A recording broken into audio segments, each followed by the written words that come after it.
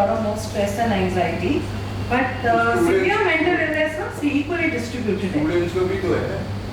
Students का भी है, but students तो हर class से आ रहे हैं ना, हर social class से आ रहे हैं.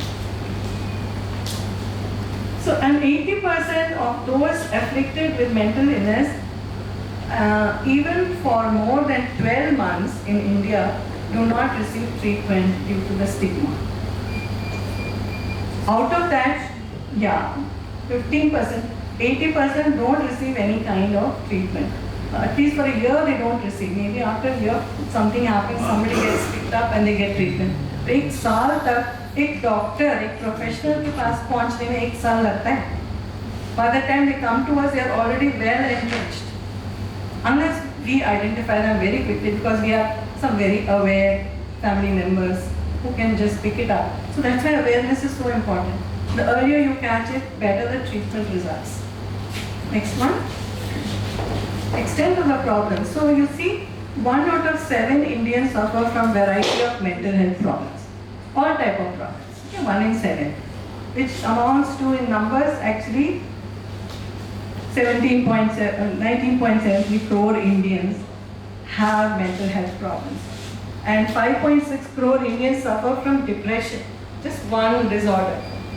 5.6 crores and 3.8 crores suffer from anxiety. So depression and anxiety are what we call as common mental disorders. And it's pretty high. And 1 out of 10 people in India suffering from mental health issues only 1 out of 10 gets evidence-based treatment. Otherwise तो इधर-उधर जा रहे हैं, हाथ पैर मार रहे हैं, कुछ proper treatment नहीं मिल रहा है. The right treatment needed. Next one. So NIMHANS conducted one of the best national surveys we have ever had, way back at 2016, in which they found that 25%, okay, before that actually, substance abuse. If you count substance abuse as coming, it's traditionally included as a mental health problem. That's 22%. It's so high. Psychosis, the so-called schizophrenia and the severe problems is only 1.4%. Mood disorders, which are different forms of depression, mania, they are 5.4, and anxiety disorders 3.7. This is a national survey, huge survey, conducted very well. So they're good sample, good percentages.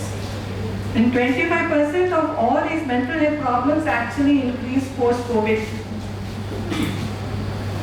And I think many of you may know people post-COVID having some kind of issues in their mind. Next one, please. Treatment gap. So current, what is the current is in red and what is the demand is there in J. So look at this gap. We need 27,000 psychiatrists for our population, per lakh population. And we have only 9,000. No, sorry. We need 20,000 at least in the country. We have 9,000 in the country. 9,000 psychiatrists for 140 billion people. 9,000 psychiatrists in the whole country.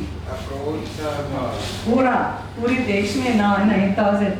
There are more psychiatrists of Indian origin in the US than in India, total in India.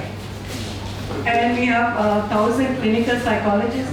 We need at least 20,000, and we have these psychiatric social workers, I think, nurses, which is like only 1,500, only 38. So this is a huge treatment gap.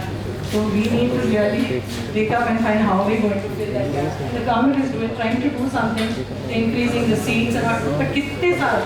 This thing is going to take 30-40 years to fill that gap. 9,000 it is decreasing or increasing? It's increased from 4,000, 5,000. हम लोग जब पढ़ के निकले हैं, there were 3,000. तो महंगों के बेटा. What is the reason? Lack of training facilities. Lack of people who want to take psychiatry as a medical subject. There's a stigma for that also. Everybody wants, earlier used to want surgery and all, pediatrics. Now everybody wants radio diagnosis. So things have changed. Next one.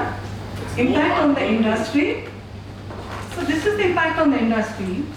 47% of